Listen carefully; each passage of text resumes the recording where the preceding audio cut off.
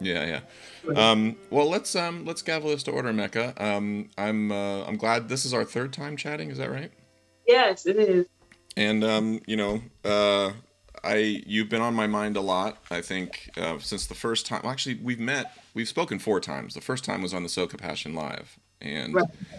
I'm happy to talk about whatever you'd like to talk about. And we started off our relationship started under sort of very stressful terms in terms of I think it was the George Floyd murder, correct? Yeah, it was very tense. Yes, yes. And I've thought a lot about that first interaction that you and I had, and then just the subsequent podcasts, and I've sort of been lamenting a little bit about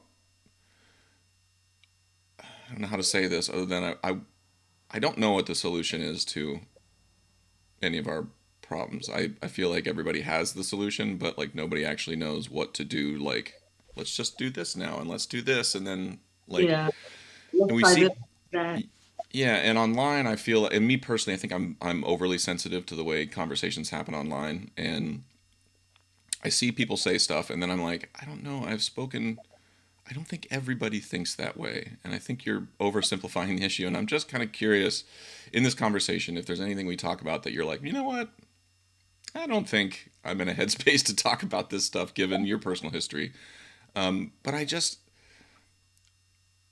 I'm kind of at a loss and I just want to talk and sort of get your take on some of this stuff and sort of where your head's been because I've been trying to identify. I've been trying to like understand what it's like to lose someone that way.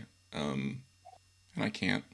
I've tried so hard, Mecca, to understand, and I don't think I ever really will. And I'm just kind of curious, where's your head been at since the very first time we spoke, and then seeing seeing the conviction recently of Derek Chauvin, which is a good thing, but also doesn't mean that things are fixed. You know, like I'm kind of curious for you. What's your thought? Where's your head been? And then if we want to talk about snakes or anything else, or DJing for the rest of the time, please, we can. But this is what I've been thinking a lot about, and one of the reasons I like talking to you.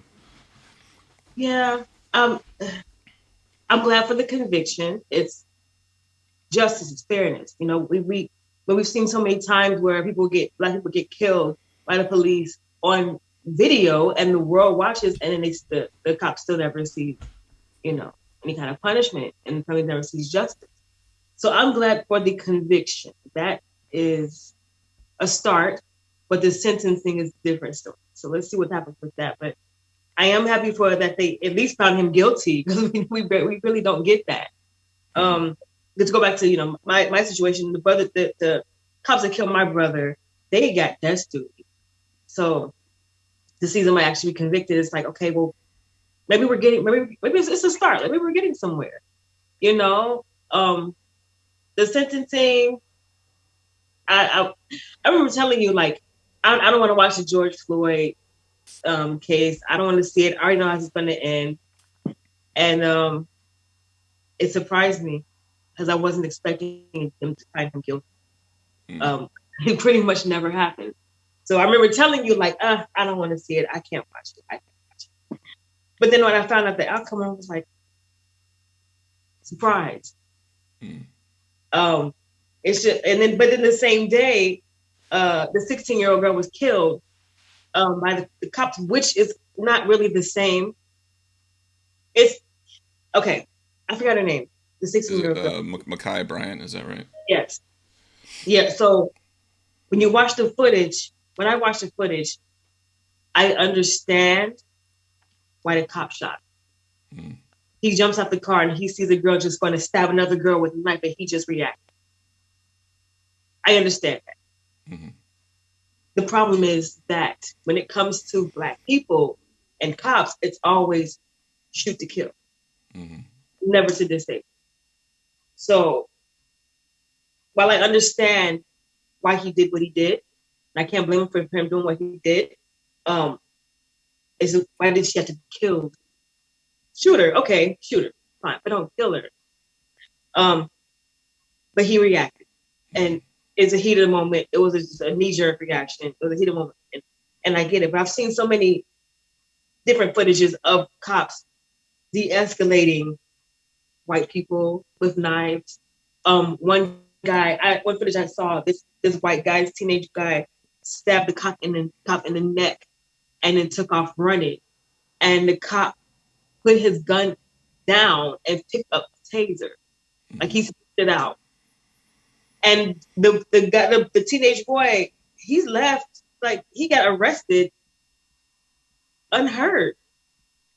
So it's not that the police don't know how to de-escalate. It's just when it comes to Black people, they don't want to, and that's the problem. That cop shot that girl it was like 4 times. In Columbus, I think it was 4 times. Yeah, I think he could have just hit her once. You know, I'm not saying he shouldn't have shot her. I'm saying he shouldn't have killed her. Because he's, you know, you see this girl about to step out. What are you going to do? Like, of course you're going to react. Of course you could. First instinct going to be to shoot. But the problem is, they shoot to kill when it comes to us. Yeah. He could put out his taser, like they did that, but that wasn't, you know. Again, I can't blame him for reacting. It's just, why is it always shoot to kill when it comes to us? You know,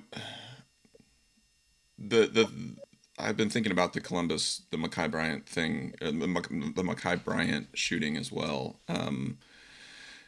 And you know, I keep, like I said before, like I'm trying to put myself in the head of another community for whom that stuff has gone the wrong way historically for a long time, and how we, as a society, that whether we like it or not, we're a society of people right now today on April 25th of white people, Black people, Asian people, Irish people, like it's all Australians, like we're all kind of thrown in the mix here, and we have to figure it out. Yeah. You know, like, and I read this great book a couple weeks ago called Bury the Chains. That's about the history of how the slave trade, the British slave trade in the Caribbean ended. And it got me thinking of like history in terms of days instead of years or decades or centuries. You know, like I think when we think of slavery as having, you know, in the United States as having ended in 1865 or whenever the Emancipation Proclamation was, like, it feels like that's not, that's a different movie, you know, like I had nothing to do with that movie. And it's true, my people, you know, like I don't, that I'm aware of, like I've never held slaves, but Right. The problem with that approach, I have 2 problems with it. One, it's also true that slavery ended 55,000 days ago. And when we think about it that way, it sort of is like there's decisions that are made every day, and then people have an interaction on the street where they see a Black person and they go, ooh, you know, and then go the opposite way. And then when that happens again the next day, and then the next day, and then the next day, and then gradually it gets less. I mean, it's also true it's less worse now than it was 55,000 days ago. On the other hand, this is only the 56,333rd day, you know, and there's going to be the 334th day tomorrow. And so that's true, but I don't know where to go. Like, I don't know where, like, other than talking, like, I just feel like my first instinct with all of this is to be like, I just want to talk to a person and understand better. And, like, I can read all the books, I can go to all of the diversity initiatives that are held, but it's like, I just keep feeling it's like, we're sort of glossing over the most obvious thing here, and I don't even know what that is, but it just doesn't seem to address the issue. I don't know. Like, am I being lazy? Like, what am I missing here? How am I? You're not, because you know, it's just so much people don't think that. I like talking to you because you care, and that's a start. It's just so many people, like there's white people that just don't care. That they see what Black people we go through. They know the history. They know a lot of things that go on in the community. It's a result of colonization and slavery and things like that. They just don't care. They don't care, and they don't care to make they know that there's, no matter what, whether you're Irish, German, if you have white skin, you have a privilege, you have an upper hand, and that doesn't matter what, you know, and that's a result of everything that went on in the past. Mm-hmm. And that's just what it is, and no one can really deny that because it's the truth. But the thing is, if you care enough to make a change and say, hey, Black people deserve a chance too. Because, for instance, I just watched this story in the news about this family, the Bruces in 1912. Um, they had this property on in California, it's beachfront property, land in California, and around that time, the property that they purchased was taken from them. Now that property is worth 7 million, I think 7.5 million Was now. was this the eminent domain case in California? Like there was a beach that was taken by the state, right? Yeah, Is that what you're yeah. talking about? And that decision affected generations. It didn't Hmm. just affect that couple that purchased that beach. It affected those generations after. So that family could have been in a better place. That their lives, those generations of children could have had better lives, could have turned out differently if that didn't happen. So that one decision trickled down through all those generations, Hmm. and that's what happens with, and that's not an isolated case. That's Hmm. like that's very common. Yeah, redlining in New York. I mean, not just in New York, but everywhere in the country. Like Yeah, making places where black people can't move, and if you're white and black people moved in, you leave, and it's like it's the opposite of gentrification. Like it sort of is like you're just like, yeah, and now we have this problem now with where, and I'm in a contemporary percussion ensemble mecca. Like that's about as white and nerdy as you can possibly get. And I remember moving into like our studio when I moved to New York in 2006. We moved into a Polish neighborhood in Brooklyn, and everything was Polish. All of the signs, everything. And over the like 5 years that we were there was like Starbucks, and then Starbucks went away, and then like Blue Bottle Coffee, like a really nice coffee place, opened up, and I'm like, I think they're only here because we're here. Like, and then 10 years later, now you go there, there's less Polish signs, and it's that is a weird, it's like there's like a weed that's growing into a community that's hard to really stop, and then that weed requires different things, and then it pushes out the community that was there, and that was happening at that happens now, and it's happening in Crown Heights in Brooklyn. It's happening in lots of places, but white people also made it impossible for black people to live in specific places. And again, this is when I say that like history in terms of days. Emancipation Proclamation, or in 1834 in Trinidad, slaves were freed. Over the course of 4 years, they were going to do that. They did a transition, right? Okay, if slaves are freed on January 1st, January 2nd, like, how do we think that looks? right, This right. isn't just like, hey, now I can go buy the clothes I want, and I can go party when I want, and I can join in all the festivities I want. It's like, no.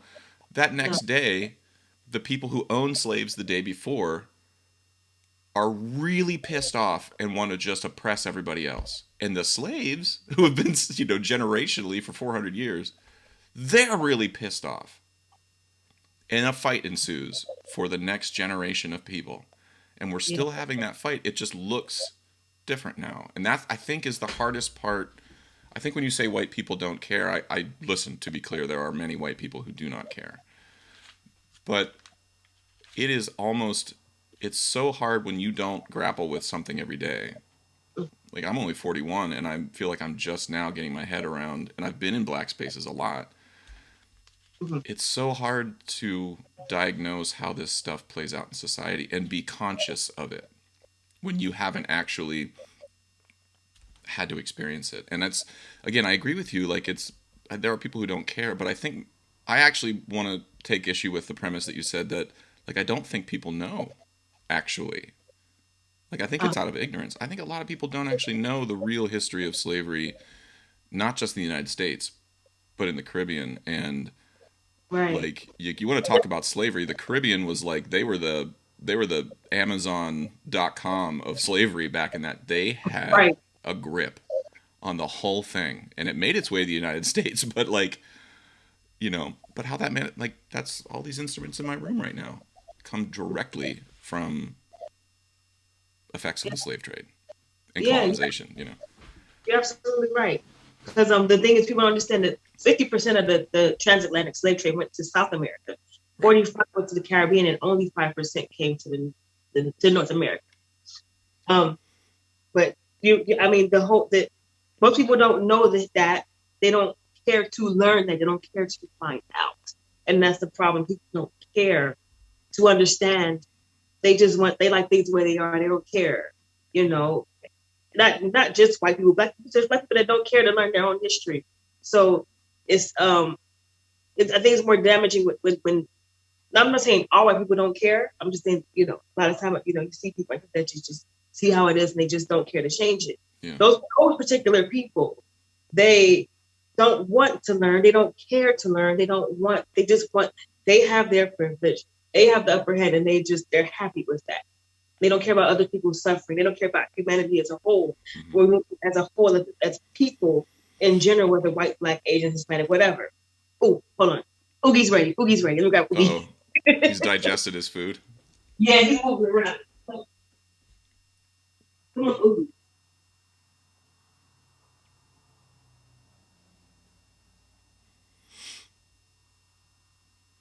Okay, there he is. Oh wow! So he is a ball python. Yes, he's a ball python. And how big is he gonna get? He's gonna get like 3 feet. Oh my god! And how old is Ogie right now? Oogie, I don't know. He's a baby. He's like a teenager still. Wait, is it Oogie or Ogie? Oogie. It's Oogie. Okay, all right. I'll be honest, he's smaller than I thought he was. I Yeah, for some reason pictured you like Britney Spears around your neck sort of python. no, he's not. No, he's gonna. It's the females that get pretty big. He's not gonna get. Okay. You good guy? All right. Antsy right now. I'm sorry. No, it's fine. I'm curious, like with snakes, do they have, and I'm asking out of total, like dogs, because of their eyes and the way they act, like you feel like there's a personality there? Like Ogie No, has, how does Ogie sort of like communicate with you? he doesn't. All I know is if they don't really communicate. If I touch him Yeah. and he hisses, that means leave me alone. It seems like a pretty good read of that situation. Yeah, that's pretty much it. He's pretty chill outside of that. He doesn't really do much. He just hangs out. Oh, he's cute. he's, He's is the, he's, not a good decent size. He's not yeah. gonna get big. Like 3 feet. He's gonna look good around your neck when you're DJing. He is, I know, right? Oh wow, Cool. that's crazy. I'm gonna put him back in his. Yeah, yeah. Okay, okay. Thank you for showing. Anyway,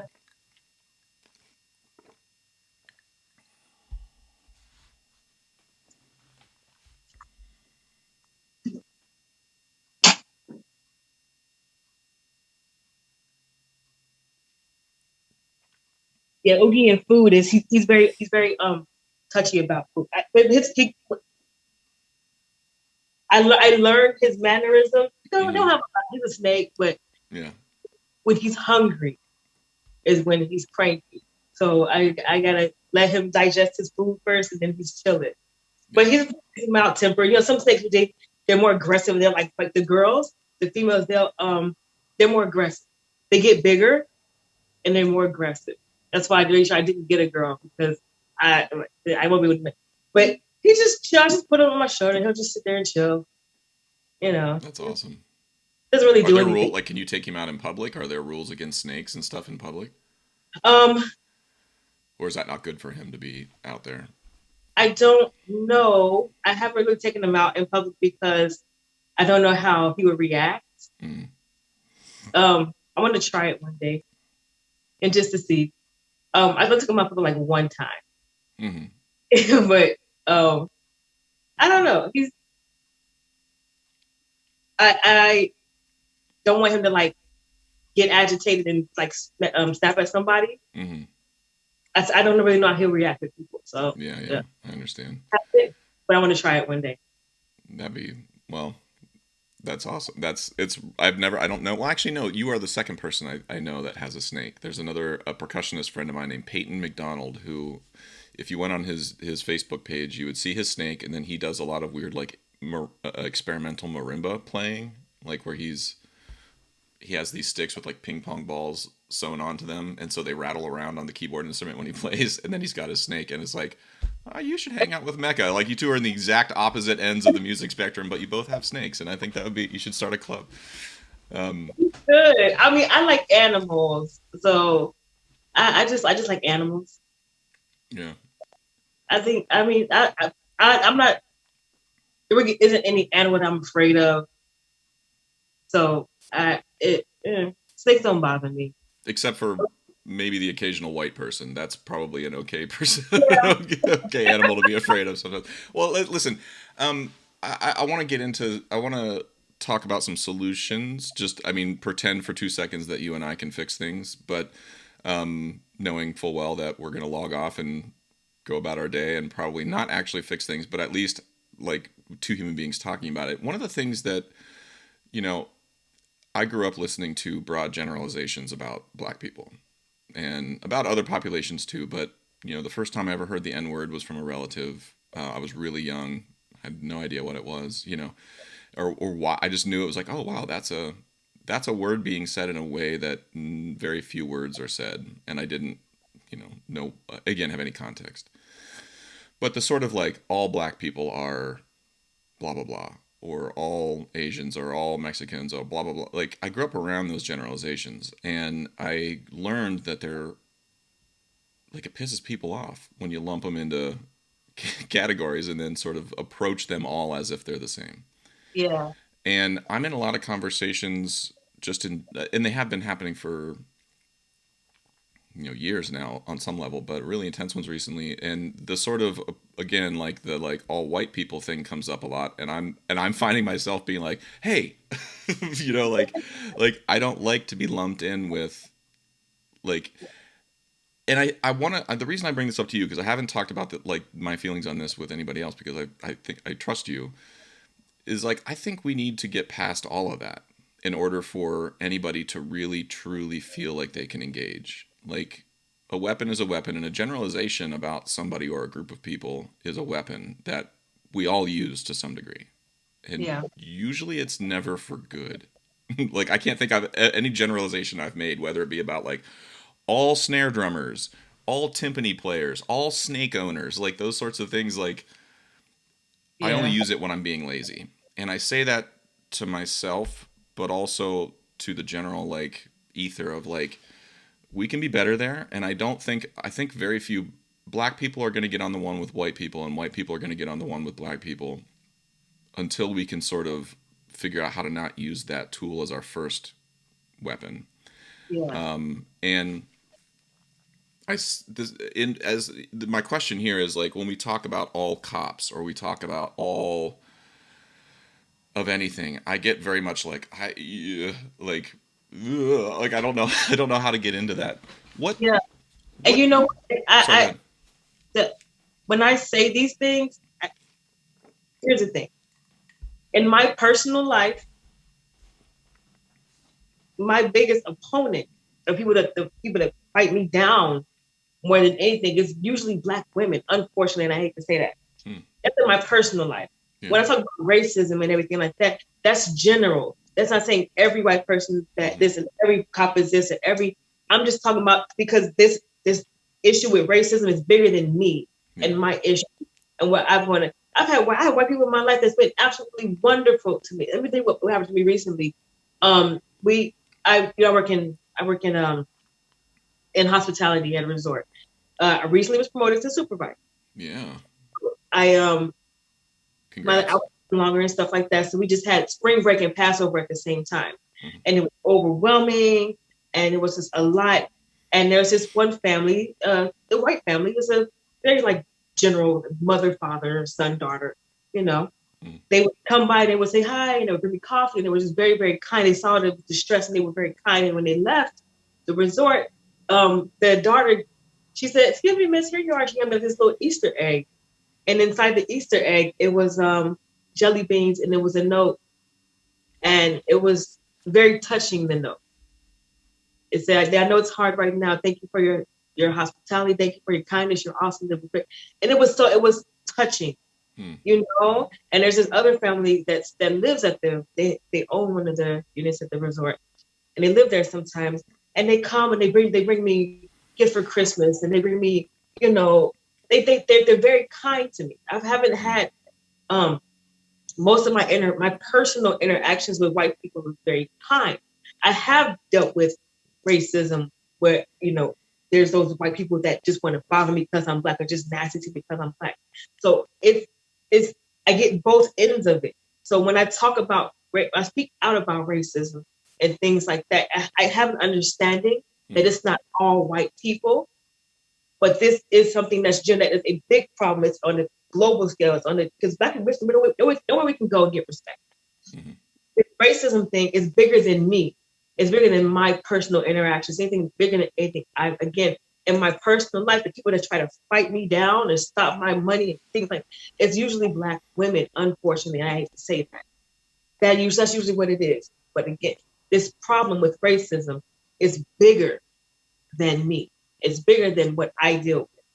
It's this is we constantly seeing cops kill black people and get away with it. It's it happened to my brother. But again, the whole situation, it's general, it's bigger. Mm-hmm. It's what goes on in my world. Because even I have a lot of my friends, most of my friends are black women, and they're good to me. But then at the same time, there are black women who are very jealous of me, and they want to see what I'm doing as a DJ, and I'm a radio personality. I'm doing this, and I'm doing good, and they want to fight. It's a crime in the barrel mentality. But at the same time, that crime in the barrel mentality is also it stems from slavery. Stems from Mm-hmm. the fact that we've been taught to hate ourselves. I So and this personally, I understand that when it comes to cops, when it comes to white people, it's not all cops are bad, not all white people are bad. Yes, I understand that. But we have to deal with the problem because people are still losing their lives and families are still being broken. It's bigger than me. So yeah. that's when I speak out about it, I speak very passionately about it. It's a general, because all human beings should be able to exist on this planet peacefully and comfortably. Not Mm-hmm. one, better than more, have it easier. That's not fair. It's not right. We should all have the same opportunity. We should all, and I don't expect white people to hand us anything, to do anything for us. I expect us to all be treated equally. Mm-hmm. That's what I expect. That's what should be happening, but it's not, unfortunately. Well, it's one of the things. I mean, the reason I say I talk about this generalization thing is that like where I'm here, like I think I very rarely hear it from anybody I know that's black. Like I every once in a while it'll come up, but like I'm mostly hearing it from white people. To be quite honest, like it's interesting to me that you're like the person on my day to day life. It's black women who are giving you the most sort of daily stress in terms of your career. In terms of my day to day life, it's mostly white people who are freaking me out because they're all, and I think I genuinely think it's a they're trying to figure things out, but they're the approach of just I don't know. I see it turning more people in my private conversations I've had with my white friends who don't understand. I I will say my anecdotal evidence is that it's pushing more people away than it's actually bringing into the conversation, and it's pushing people away for all of the reasons that are being talked about. People are ignorant of history. People don't want to be made to feel like they've done something wrong, even if the privilege that I've had as a white man walking through the world, like even if all that stuff is true, like you don't. Anyway, I'm just sort of like I'm a little scared about how many people are in my private life who are just being like fuck all that, and it's like wait a minute, like I understand if that is happening that quickly, like we need to retool we need to retool our sort of slogan around how we are going to get people in the mix and to figure this out, because like I said, like where my mind has changed the quickest is in conversations like this. It's not talking about systems necessarily, because I don't know how to change policing in this country other than to like get in and burn down a cop station, and because that feels like the most direct thing I can do is be like, well, if we just burn it down, like that's all. But that's not a rational approach. That's not there are people in that building. There's a woman just like you just clocking in to go and be the receptionist or to be a cop, or like Yeah. to me it's these one-on-one, and to sort of have the trust to be able to say something that like might get me lit up. If I said the thing to you about generalizations and I just posted it on Facebook, Yeah. I'd be lit up, Yeah. and it's because there's no context. I'd far rather have these conversations with you, and I think like my uncle would learn a lot more from just talking with you than being forced to go to some diversity training. And I think that's how most people are. Again, like I want to say all this is like I'm not opposed necessarily to like diversity training and education and things like that. But I don't think it's working, Mecca. And maybe that's just my own despair after a year on Zoom, and maybe you can help me understand, maybe feel better about it. But I don't, I don't have a good question here. Well, let me ask you, like, things like, do you personally believe in defunding the police? No, I believe in retraining the police. Mm, I think that I don't think defunding is the answer. I think they need to learn humility when it comes to Black mm, people. I think that's what it is. Defunding, that's not going to change the way they handle us. I mean, when it's a tense situation, their answer is always to shoot first and ask questions later when it comes to Black people. And that needs to change. It needs to be some sort of humility. And I think it has nothing to do with defunding. I think I think this is how they're trained. Um, so retrain them, but not defund them. it's like if a pilot crashed an airplane. Like, I fly a lot, and if the pilot up there just crashed a plane because he was pissed off, like, we don't go around and say like, well, let's just get rid of pilots because they're all fucked up. Like, Right. listen, and pilots did crash planes for a long time, and we made changes. Like, that's things that pilots are better now. And I look at these cops are kind of pilots in our society. Like, they have all the power. They're driving the plane. I've had tiny interactions with them where it's clear that they don't need to know the law. Like, my one cop story, Mecca, and this is like, you can just, when we hang up, you can be like, that was nothing, But like, I had my emissions sticker on my car was, I had moved to New York. I looked up the law. I had the right sticker. Cop comes, sees my sticker, and is like, starts writing the ticket. And I walk up to him and I was like, "What are you doing? Like, these are legal." He's like, started writing the ticket. It's like that answer of the, like, I already started writing the ticket. Like, it's like, well, yeah, but hi, I'm a human. My name's Josh, and I've looked up the law. And he's like, "We'll take it to the courts, and if you're innocent, you'll be fine." And just like, I don't know if that person deals with all of their, like, when they walk into a bodega, like, do they talk to the person like when they're just a citizen and not on duty? Like, is that how they talk to everybody? But there was this sort of assumption of like, you don't need to do anything past write this ticket.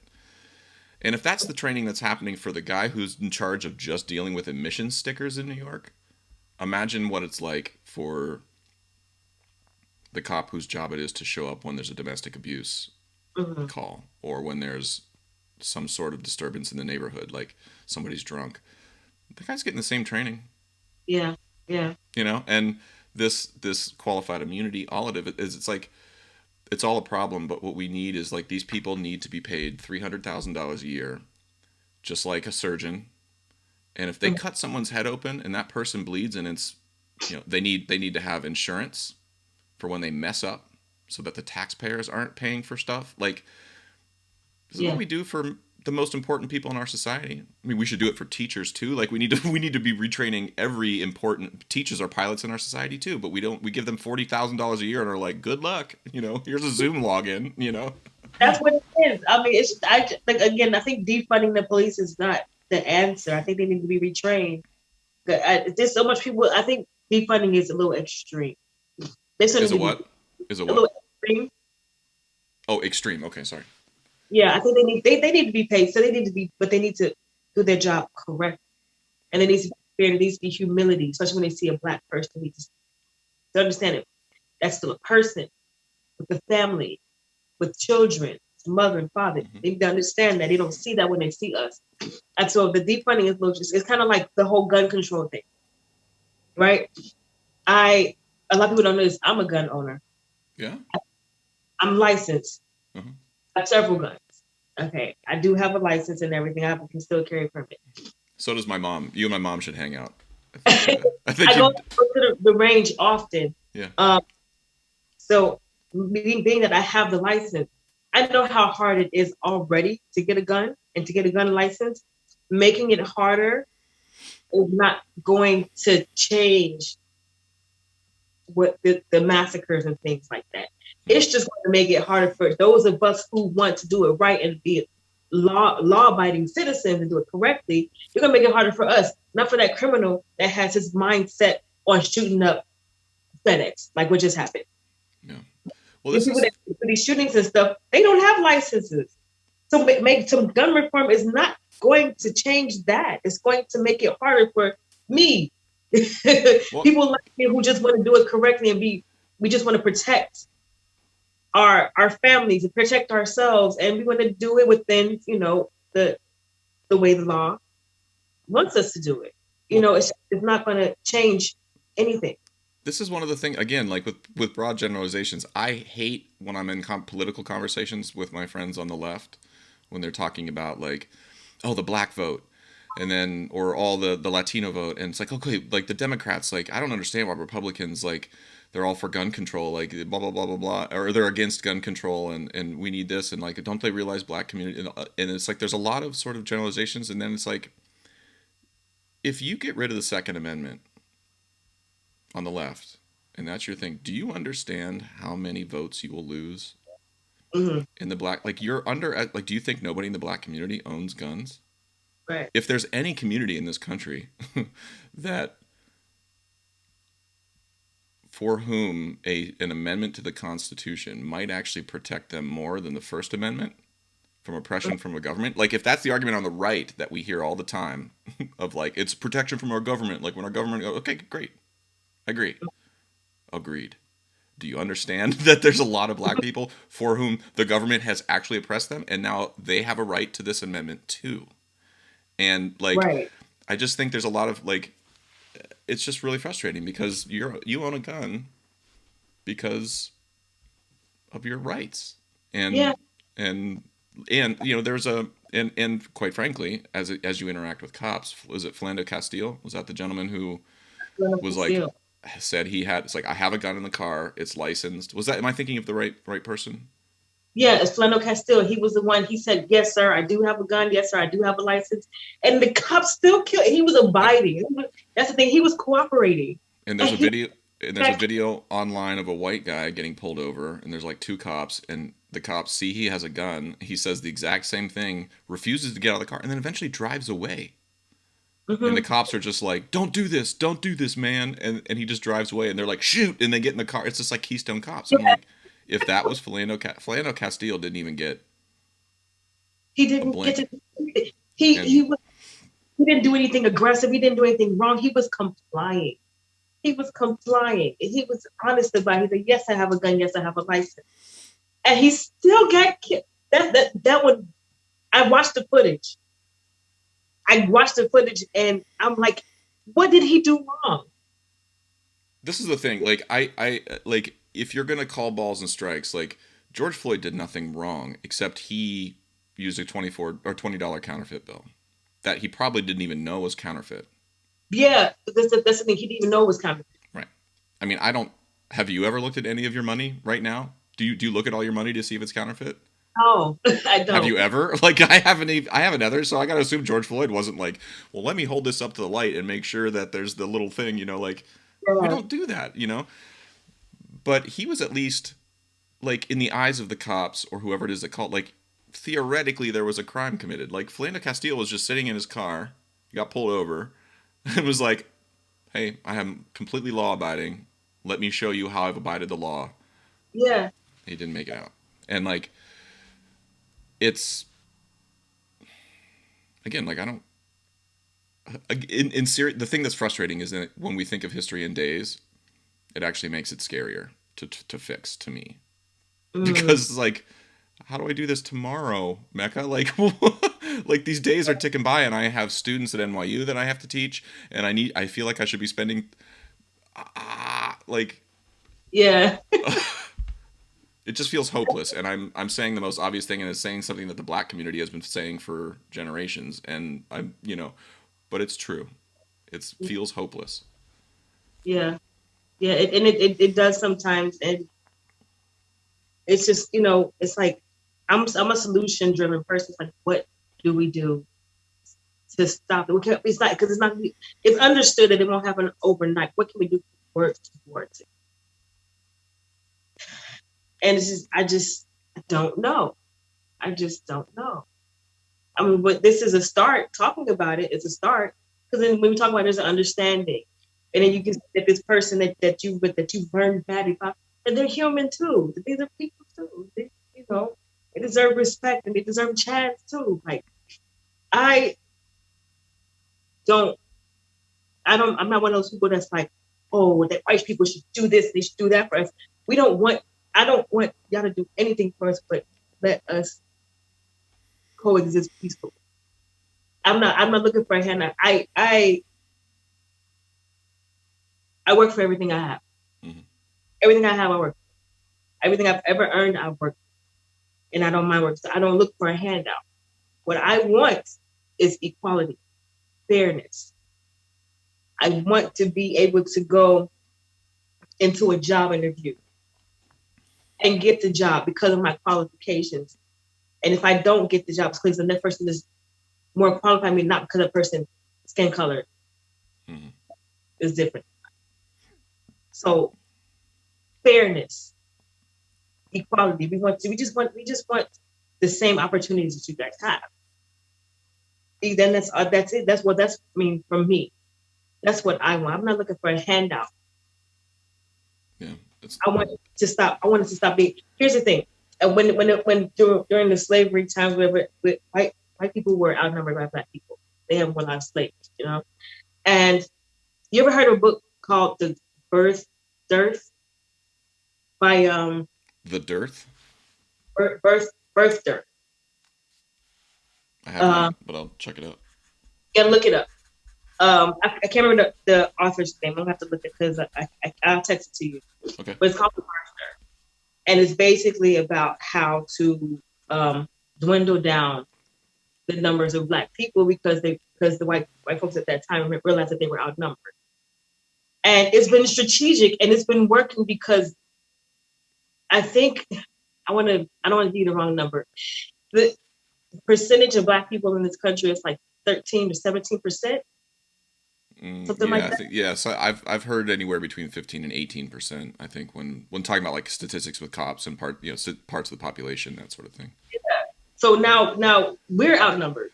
So what they've been doing to dwindle down our numbers has been working because it's been dwindling down slowly here and there doing this. There was the Tuskegee syphilis experiments. There was the sterilization experiments in what was that, North Carolina? There was all kinds of things that they did to us, even in healthcare. You know, there's not a fairness. And one thing for the past year, I've been dealing with a lot of issues that I've been very, very quiet about. Mm-hmm. One thing that I told you, but I didn't tell many people about, but you were one who I told. Um, for a couple of years, I struggled with fibroids, Mm-hmm. and I went through 3 different gynecologists, and like, hey, these things are getting worse. Can somebody do something about this? And they're like, oh no, it's fine. No, it's fine. I kept getting written off. So each time of the gynecologist wasn't listening to me, I went and got a different. Went through 3. By the time I got to the 3rd one, the fibroids were so huge and so massive. I looked like I was pregnant, and they grew so like they were so big and out of control that I ended up having to have a hysterectomy. Not a force. I still have like ovaries and stuff, but I no longer have a uterus because that's how big and how many. It was like one huge tumor and then a whole bunch of smaller tumors, and it was so big. By the time I got to that 3rd gynecologist, she was like, "Oh God, we got to hurry and get this thing out." Mm. But it didn't have to get that far if somebody would have just listened to me. And the truth of the matter is, if I was a white woman and I'm like, hey, this is bothering me, it would have been taken care of right away. That's the truth of the matter. They just kept putting me, oh, no, you're fine, until it got out of control. And now I had to have a hysterectomy. The hysterectomy was in October. And which I'm fine with because my daughter, she'll be 16 this year. I don't want any more kids. So I'm okay with it. But it didn't have to get that far. Right now, I'm dealing with my father. My father has stage 4 brain cancer. And we just found out about a month ago. And the way we found out is because he had a stroke around Valentine's Day and was in the hospital. I was on my way to the radio station. And my mom called me. She's like, I'm at the hospital with your dad. He had a stroke. And I'm like, oh my God, I'm freaking out because my grandmother, she died of a stroke a couple of years, about 5 years prior. And but hers was she kept having strokes, and she put herself on DNR. Do Mm-hmm. not, people don't know, it's do not resuscitate. Mm-hmm. Another stroke, she was like, I don't want to be here anymore. So she let herself go. So when my mom told me my dad had a stroke, I'm freaking out, like, oh my God, oh my God, oh my God. So um, they put him in this rehab center. Um, I've been making a lot of trips. One reason why you haven't been able to reach me, like, we're supposed to been do this, because I've been spending a lot of time going back and forth to Atlanta Mm-hmm. to help my mom with my dad, and be there for my dad and stuff like that. Because he as a result of the stroke, he's paralyzed on his right side. So his whole right side is gone. He can't do anything with it. He can't chew. He can't swallow properly. Mm-hmm. I'm sorry, So Micah. yeah, and so but this the thing is, as many times he's been to the doctor and stuff like that. Why wasn't this found when it was at stage 1, stage 2? Why wasn't this found ahead of time? We had to wait for a stroke there, because it was weird, because I was talking to him, but he called me. He was like, I just want to tell you I love you. I'm like, huh? Like, you just called? That's all you called for? I'm like, okay. Like, it's weird to me. And I'm like, okay. Then he started slurring his speech, and Mm-hmm. I was like, Pops, you okay? I'm like, you all right? And he's like, yeah, I just want you to know I love you. I'm like, okay, all right, love you too. Talk to you later. But I didn't think anything of. Then he had a stroke. Then he's in his rehab center, and in Noonan, Georgia, and we couldn't, because of COVID, we couldn't go in and see him. So we had to stand out in the cold. But the phone, my mom put her phone on speaker, put my phone on speaker, and we talked to him through through the window. That's how we were to visit him. So we went in, they went in his head, did a biopsy. He had these stitches going down the side of his head, and they found out it was cancer, it was stage 4 cancer. But the way they did it was they were so nonchalant about it. It was just like, yeah, okay, well, it's cancer. We'll tell you later what stage it is. Oh yeah, yeah. It was just it was like nobody cared. But the problem is that I feel, and I really believe that, because I've seen this happen. If he was a white man, they would have gave damn. They would have cared. It wouldn't have happened. Like, they would have caught it in stage 1. And this is from my personal experience, where I honestly believe that if he wasn't a black man, it would have been on it. Well, this is, I mean, I hate harping on the days thing versus the years thing, but like the more I learn the Tuskegee experiments, or the syphilis experiments on was it with the Tuskegee Airmen? Is that right? Yeah. Um, and then the sterilization. But again, like if you just like, let's go back to patient zero, black people's experience with the medical community in this country, as the reason, one of the main reason African Americans are in this country is because of slavery. And the main interaction with the medical community that any slave had was only to make you presentable to the people that are trying to buy you. Right. And so slaves coming over had dysentery. I don't know if you've ever had dysentery. I've never have, but it sounds awful. And there was a doctor on ship whose only job when you got was to rub you down with beeswax and put wadded up pieces of rope in your anus to Oh. keep you from showing the signs of dysentery. Mm. So again, yeah, that feels like 3 movies ago. Like that's like watching a horror movie. No, it was 55,000 days ago. Yeah. Like, and so, yes, emancipation happened. Look at us, we're enlightened. We freed the black people. Do you think the medical community was all of a sudden like, boy, we got to fix them up? That was awful. Like, Mm. no. Medical establishments were started. Black people have a hard time getting into that. If you went to a pizza shop every day and the pizza owner saw you walk in, and regardless of where you were in line, they made your pizza last and Mm. put the least amount, and basically their only job was to make the pizza presentable to you as a pizza. Right. Like you just had to squint at it and be like, "Yep, that's a pizza." Would Yeah. would you eat pizza anymore, and B, would you ever go to that establishment? You're No. right. You're And right. that's what that pizza shop is now what a hospital is. Yes, Yeah. medicine has gotten better, and I genuinely believe that people who work in those places are doing the Lord's work and want to help. But when a system like that has been in place to, like dermatology, you know, Yeah. I'm a white guy. I'm in dermatologist's office all the time. I had melanoma on my back when I was in college. Could have died. Oh But wow. I've never seen a black person in that office. I never see a black person wear sunscreen. And I got like all of those things that like I'm hearing from my doctors all the time. Like, so what that tells me is A, either black people's skin is completely different from mine, or no one has ever really tried to figure out the dermatological issues of the black community with the same speed that they tried to figure it out with white people, because 55,000 days ago we didn't care if 400 people getting off a ship had melanoma, whatever, rub some beeswax on them. Like, we weren't doing that with white people. And I say that not to make white people feel guilty now, but just to be like, don't be so surprised that this is the way things work. Right. You know, like this doesn't, again, days. Like, we are Yeah. still recovering from from the wads of rope, Yes. you know? You're absolutely right. You're absolutely right. And it's unfortunate right now. We're dealing with this. My dad right now, he's in radiation therapy. I don't see much of a difference, Mm. honestly. It's stage 4. I don't really know if there's any coming back from stage 4 cancer. Um, they said the lump got smaller, but his speech is still slurred. He's still paralyzed. He's still, he still can't really swallow. All his food has to be blended up. I really don't see much of a difference with this radiation therapy. So it's just like one of those things, like, why wasn't it caught sooner? He's been to the doctor. Mm-hmm. My dad, he was already sick. He was on anticoagulants, heart medication, lung medication, all this. Why wasn't it caught sooner? It didn't have to be this way. It didn't have to get this bad. But it's ever, I mean, again, it's like the thing, how do I say this without, like, your dad did everything right. He did everything, he's a human being. And again, like, sicknesses don't come on one day. They come on over a series of years and days and days and days of being like, oh, that was weird, I slurred that speech. Man, 15 days goes by before you slur it again. And then 14 days, and then 13 days. And then it's not like every day you're slurring your speech, right?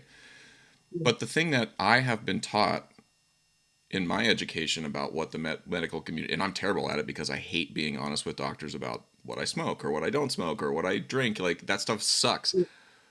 But communication with the medical field takes training, it takes practice. And if you've never been allowed to practice or been taught how to describe what it is that's going on in your body, your dad may not have been equipped. It's not his fault. Right. Like, if you've never been in a boxing match and all of a sudden somebody's like, "Now go box and we'll figure it out." It's like, no, no, no, no. Like, Yeah. your dad, and not just your dad, generations of people just don't know how to talk. Just like some white people don't know how to talk to black people just in a one-on-one interaction because they're scared. If your dad never felt like no one was going to listen to him and he didn't know what to say to get them to listen, of course it went undiagnosed. But again, that's thousands of days of that interaction happening and not happening in ways that, Yeah. genuine human communication, Yeah. And it sucks. Like, it shouldn't be this way. It sucks. Like, I didn't want to have a hysterectomy.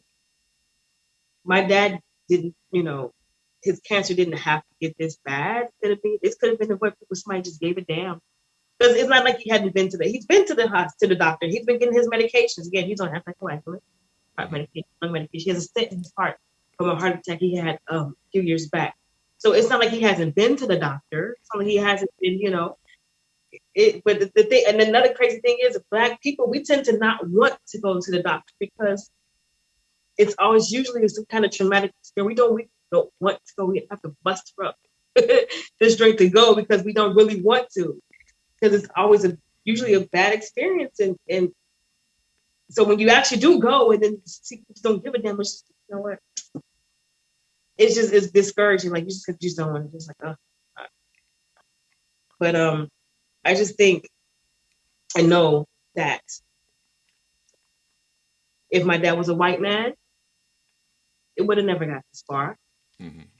And that's just the truth of the matter. It's just whether people like it or not. It is right now. Now, my mother has to worry about being a widow soon, which is likely. Me losing my dad. I grew up. My parents have been married for almost 40 years. This is the first time I've actually spoken about my dad's brain cancer, like, to anybody. Hmm. Because I haven't posted about it on social media and nothing like Well, that. Like, I lost my dad 10, 12 years ago in 2009, and I understand. He died of Lou Gehrig's disease, and um, I don't know if you know what that is, but it's like, it's a degenerative nervous disorder, and it was the most horrifying thing I think I've ever gone through in my entire life. Like, and I wasn't even the one with ALS, like I wasn't the one suffering really on a daily basis, but I'm only saying that just to empathize with you. Like losing a parent, like it feels like when you lose a parent, it's like a curtain gets drawn back and then you realize there's nothing on the other side. yeah, you know, and your parents have just been protecting you from that like deep chasm of like truth, which is like ain't none of us getting out of here alive. right. And that sucks. It's horrible because now you have to be that person. You have to be that for somebody. For you have a son or a daughter? Remind me. A daughter. Now you're that curtain for your daughter.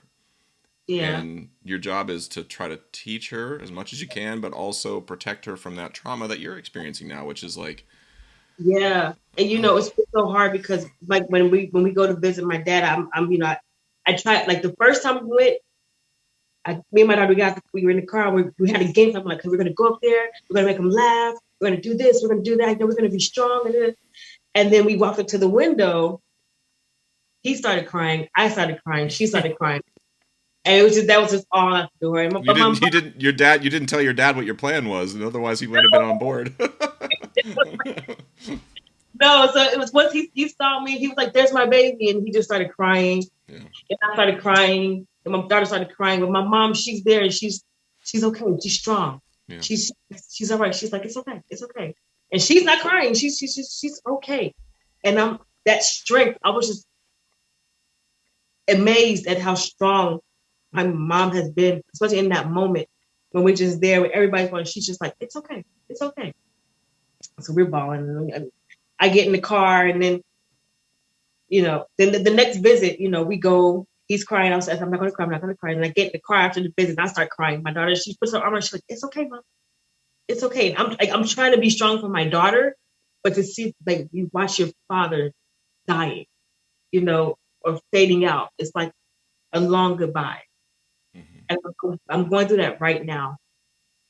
It's like a long goodbye because he'll be 70 soon, and as much as I'm trying to be strong for my daughter, I haven't been able to keep it together. No, it's just now that I'm really able to talk about it with somebody, Mm. like the first person that I've actually really sat here and discussed. But it's she I'm trying to, as a mother, I don't want my daughter to see me crying all the time, and but she's been trying to keep me strong, and I just because I don't know how to deal with when you lose a parent like that, especially in such a slow way. I don't know how to deal with. I'm dealing with it. My daughter, and I want to be strong for my daughter, but she's been trying to be strong for me. She's just, it's okay, mommy, it's okay, it's okay, you know, and it's hard to deal with, and just to think that this call could have been avoided if somebody just gave a damn. Yeah, I mean, well, there is no like manual for this. I mean, it's like there's no manual for humanity for life. Like it's not like we can just go to the user manual for how to fix racism or how to fix grief or how to like any of this stuff. Like we're making this up all of as we go. And my wife lost her dad in December. Similar, his was congestive heart failure. So it's like again that long death is a hard one. And my only the thing I wish I would have done more with my dad. My dad lost the ability to speak over the time. So like the last 6 months, he had a little pad of paper with the alphabet and some words written on it that he would point to communicate. And I wish I would have recorded some conversations with him more.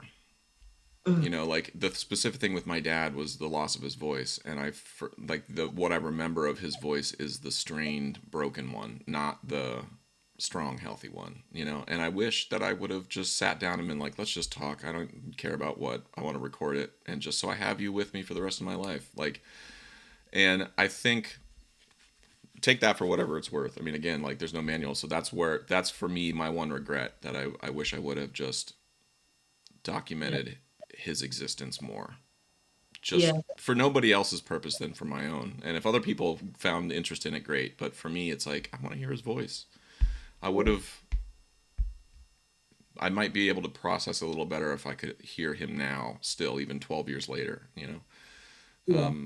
But anyway, just to say, like, don't feel bad about being emotional or being confused or being upset or being angry. It's all normal. But I think if you can just like when your dad, you said your dad called you just to say he loved you, and you were like, cool, thanks, whatever. Like that was weird. I Yeah. think do that until he's telling you stop calling me, please. Like make him tell you to be like you've told me 12 times today. It's okay. Like because you won't regret it. That's the thing you won't regret. Yeah, that's the thing. We've been, every time I'm up there with him, even though I'm down here and I call him, he'll just be like, "Thank you." And I'm like, "For what?" He's like, "For being you, because you're amazing," and things like that. And he, Hmm. last time I was up there, we were driving around, and he told me, he's like, his mother actually died of brain cancer 2 years ago. Mm. So this is for him to be going through the same thing is just insane to us. But he's like, I wish my mom was here. He's like, we call my mom Omi. He goes, poor Omi. And I'm like, why you say that? And he's like, because she has to put up with me.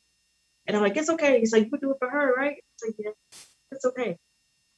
So it's we have been having these very what's the word? Emotional conversations.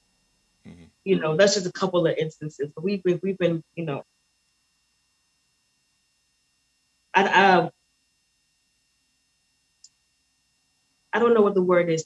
Just I guess getting it all out, you know, while we can, Hmm. kind of thing. Because even radiation is dangerous. Radiation, you can die from the radiation there. So we know just the fact that we don't know what the outcome is. We know what it probably might, but we don't really know. That is, you know, enough because we still hope for the best. We're realistic. So I'm glad, and even though I don't like the slow death thing or slow goodbye, long goodbye thing, I'm at least happy for the chance to express to him or for us to express to each other, how much we love and appreciate each other and stuff. And, I'm grateful for that. Yeah. So, Well, it's also, I mean, again, for me, the thing that has been the hardest thing to deal with grief, at least a lot, my particular experience with my dad was the fear of dying like he did. Like, which is a very real thing. And like, that is like, after I'm sad about my dad being gone, and I get sort of like, yeah, it's like my dad was a great man. Like, I think about him every day, but I'm not like despondent that he's not here every day. What I'm despondent over is the genetic possibility that I'm going to die like my dad did. And that is just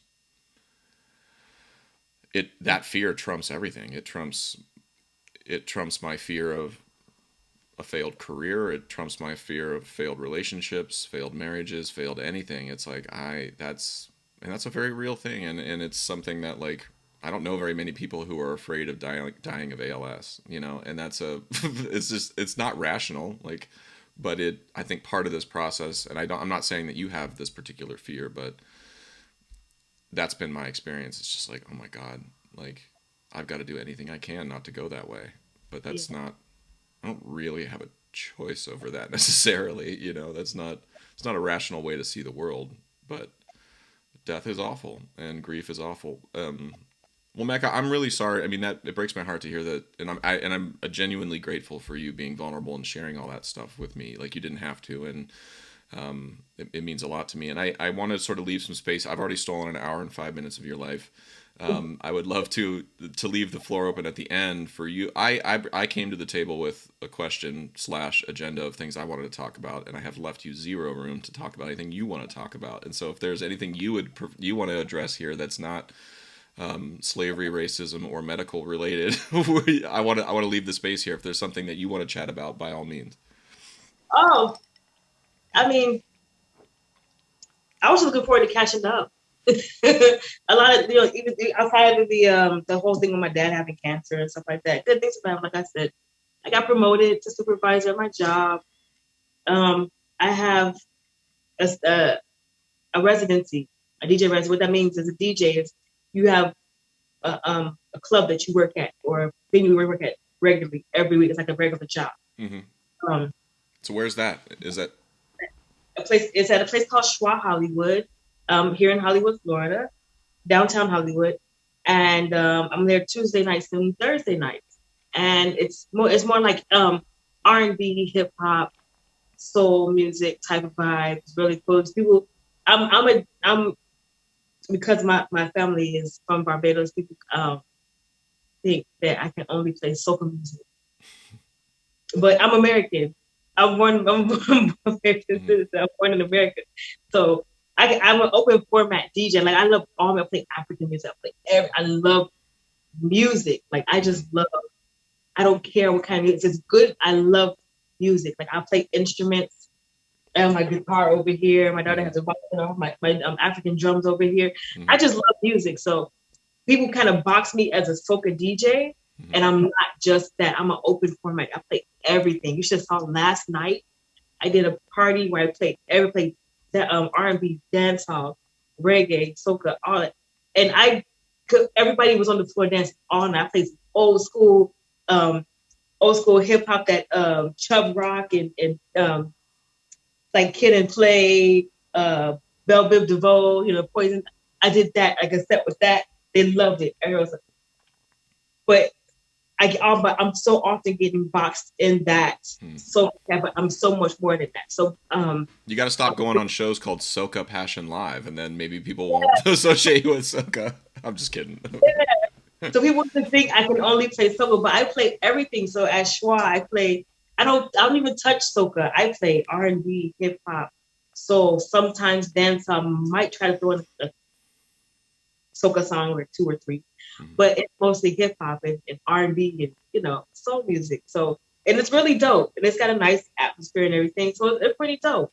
Friend, a lady I worked with after which she hired me before was Ingrid B. She keeps like poetry night. So the Thursday nights is a poetry night, and the Tuesdays is Taco Tuesday. So um, I got that through Ingrid B, who hired me for poetry night. So it's really dope. Like it's really fun, and I'm happy to get booked for something that's not soca. Even though I love playing soca, I I love playing music. So it's nice to get booked for people to know and understand that I don't just do soca. Well, Like, can I ask in terms of like the trajectory of a and I'm asking out of ignorance here because I'm not a DJ. I know what the trajectory of my career has looked like in terms of like you get a few you have some random gigs, and then you get that first steady one. You're like, and then you got to come back to the same place again and keep people coming. Like that's a different responsibility than coming in and sprinkling your fairy dust once and then never coming back. Now you've got a steady gig. Like in terms of the trajectory of your career as a DJ, does it make you approach things differently? Like, do you have how are you programming or curating those nights differently now that you're at the same space now every week? Or are you? I don't want to assume that you are curating them differently. Every space is different. I go off of a vibe. Like I cater to who's there, cater to that crowd.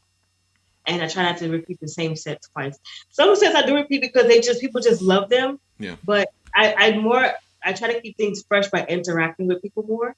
Mm. Like I will call people out on the dance floor and things like that, talk to people on the mic and like make them feel like a connection between me and them. hmm Like making like, hey, you look dope right now, like kind of thing. So So you're actually calling people like somebody. I think if I went to the dance, if I first of all, I'm not a dancer, and if you ever saw me in a club, you should just come up. Even if you know me, you should just come up and be like, I think you're in the wrong place. Like I generally am not I have never functioned well in those worlds. But like if I went in and the DJ called me out in a room of like 200 people, like I don't know what that would like. So you're actually interacting with people as they're yeah, like for instance, there was this girl in a blue dress and she was dancing to hers. I was like, hey, I like you got vibes. Yeah, you got a little fun. And she did, and she got a little fun and showed off, and she was like, hey. So like things like that. Or there was one awkward white guy, and he really couldn't dance, and I was encouraged. I was like, go ahead. Like, yeah, go ahead. I was just like encouraged. Me- You're And he, doing the Lord's work for race relations, Mecca. I don't do not listen. I'm only half joking. Do not underestimate how much power you have in that moment to change a white man's life if you encourage him to dance. Like I know that seems like the stupidest like and again, I'm painting with the generalization here, which is what we talked about earlier, but let me just say this against what I said earlier. Most white people, if a black person encourages them to dance, it's a game changer. yeah. like like I don't know, I think it's going to fix policing in the country, but it helps a lot more than you think. Oh, he went harder, and I'm like, yeah. He's like, yeah. He's like, Was and there a point where you had to be like, okay, that's enough, reel it in? it made him feel good about himself. He enjoyed it. And the people when you make those interactions with people, they come back to see you and they remember you. And, hey, that's that DJ. Like last night, I made like $200 in tips, and then somebody came and gave me a bracelet. I still have it on. Oh wow, that's nice. She just came and put it on my arm, and I was like, oh, thank you, that's dope. And I like because I made that connection with people, make people feel good. So that's how you keep them coming back. Like you gotta make them feel good, make a have a connection with them. Because it's not just playing music; it's connecting with Well, people.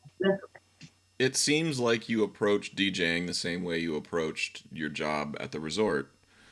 Like you got an Easter egg out of that little girl, and you got a bracelet out of that woman on the dance floor. Like that approach. I'm just sort of like calling balls and strikes. Like it seems like you treat your DJ job the way you treat every job, which is to like build a connection with somebody, and go from there. Like, Yeah. I mean, um, I'm the type of person. I'm just a cool person. I just chill. You know what? I'm nice to everybody. And unless you're not nice to me, then I'm not nice to you. Ev- everybody deserves to feel good. Everybody deserves to feel special. So, anything I can do to brighten up somebody's day, I'm glad to do it. So it's not a big deal for me. I like to make people feel good because I've been through so much hurt and pain and stuff like that, yeah, and I understand that you never know what somebody's going through in their daily life. yeah. You see the person, you don't know what they're going through. So my goal is to make people feel good or brighten up their day. If I see a lady has on a nice dress, like, hey, girl, you go, girl, you look good in that. Hmm. Like it doesn't cost you anything to be nice or to be decent. So just do it. That's just how I see it. Just be a good person. You It's know, I'm gonna put that on a T-shirt. It doesn't cost you anything to be decent. Like that, it's actually harder. It's the same thing. Like it takes more muscles to frown than it does to smile. Like I don't necessarily like on the ground. Like days when I'm having a really bad day, I'm not just like if you just smile, you'll feel like. It doesn't always work that way with me, but it does. It's harder to be mean. It's harder to be angry. It costs more energy. There's yeah, more capital you're spending when you're just pissed off and mean to people and being. you know, It's a platitude a little bit to be like be kind, but that's never a bad place to start. I mean, you don't always have to be kind. Every relationship. I'm sure if you and I, 10 years from now, if we're still talking, and hopefully we get to have a beer in person, but like, I'm sure we'd have a fight about something.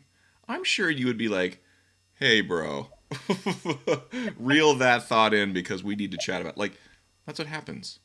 You don't yeah, actually know me, and I don't actually know you all that well, but that's what being a human is, and that's why I'm interested in long relationships. I'm not interested in people whose thoughts are a mile wide and an inch deep. yeah, I'm yeah, interested in the little pool of water that's this big, that's 4 miles deep. That's the water I want to get to because it's just more interesting. It's more interesting if eventually you and I really disagree on something, but then at the end agree to keep going because right. that's the thing. Again, I'm only 41. I don't know if that's the correct. When I'm 61, we may be on the phone being like, Mecca, I was wrong. White people are the worst. You were right. And that's not what you were saying, but like, oh wow, I didn't. Okay, I should have gone the other route. But listen, Mecca, I'm really grateful for your time. These are always, these 3 podcasts we've done have been some of the most enjoying or rewarding for me. But reward, it's not like I got anything out of it. I just am really grateful to, not that I got a lot out of it, but I'm just really grateful to be able to say things that are on my mind without judgment and without fear. And if anybody else watches this and they're really pissed off at a question I asked, that's okay. You weren't in a conversation with me in Mecca. Yeah. And if you want to have those conversations, you want to engage in it, you're welcome to join us. But Yeah. but I appreciate it. That's all I'm trying to say. I do enjoy these conversations. I do look forward to them. I wish we could have did it sooner. Again, with everything that's going on with me, it just wasn't possible. But I really do enjoy these conversations. I look forward to them. I love it, and I look forward to getting to know you more and things like that, and let you know more about me and things that it's very it's nice to be able to talk to somebody that genuinely cares and wants to understand. So it's nice, and it's not just that, because you're super cool. Like, you're a cool guy. You're really, really cool. And I hope we can one day have a beer. That. So I do. I absolutely love these podcasts, and I look forward to them a lot. I watch some of your other ones too when I can. But yeah, I look forward to doing these with. I always enjoy it. So thank you again for having me. Well, it seems to me. Listen, the pleasure is mine, and I'm grateful for your time. And I watched the UFC fights last night, and they were in Jacksonville, I think, and it was the first UFC event. I don't know if you follow fighting at all, but it was the first UFC event with a live audience. Totally packed, no masks, and I'm like, all right, I see you, Florida. I see you. People think. Well, here's the thing. People think because Florida doesn't necessarily have a mask mandate, they can come here and not wear a mask. That's not true. If that you don't get fined for it anymore, but you have to wear a mask still. Well, in the resort, people would constantly come here. Oh, I'm in Florida. I'm like, no, put your mask on. You still have to wear a mask. Which I don't. I think at this point it kind of doesn't matter because like everybody's freaking had coronavirus at this point. But I mean, but we still have that rule there, and establishments can still kick you out for not mask on. Well, I think the UFC. I mean, I will say this: I've been following the UFC since for a long time, but since this coronavirus pandemic, they've been very safe, and so because they don't want any of their fighters getting sick, and so I got to assume that to get in that arena, you had to at least show that you were I'm assuming there's like vaccinations and things because they had 30,000 people or something crammed in this hall, and I didn't see a single person wearing a mask, and I was like, well, listen, it's only been a year since we had that. Like, we're going to get back there. This is how it happens. Somebody's got to be the first organization back with no masks in a big room. But I'm saying that because Florida seems to me the one state that I think I might be able to go to first and feel like we could hang out in public and have a beer. So next time I'm in Florida, I will look you up and we'll have to make that happen. But Mecca, in the meantime, thank you so much for your time. Please stay healthy and be in touch if you want to chat again, and we'll set it up. Yeah, for sure. Thanks again. Take care. Be safe. All right, take it easy. Have a good weekend. Bye, you too. Bye-bye. Okay, I hope you enjoyed that conversation. This podcast is brought to you by Liquid Drum, liquiddrum.com down in Waco, Texas. My good friend Todd Meehan runs an amazing percussion company down there. Great merch, great content. Check him out, liquiddrum.com. Also, Kyle Dunleavy, dunleavypans.com, DUNLEAVY pans.com. Kyle Dunleavy makes and builds all the steel drums that I perform and teach on in So Percussion, as well as at NYU and Princeton. He's an amazing tuner, builder, just a really nice guy, very dependable. Check him out. If you are interested at all in steel pan advocacy, want to learn more about the goings-on in Pan in Brooklyn, check out paninmotion.com. My good friend Kendall Williams, Jerry Guy, Trisha Guy, and Arisha John run an amazing organization called paninmotion.com. Check them out. And finally, Alejandro Mirage runs an amazing clothing apparel company in Brooklyn that is steel pan centric. You can check him out at mangochow, CHOW, clothing.com. I own a bunch of his shirts. They're amazing, very stylish, beautifully made. Check them out. mangochowclothing.com. Okay, hope you're well. Talk to you soon. Bye.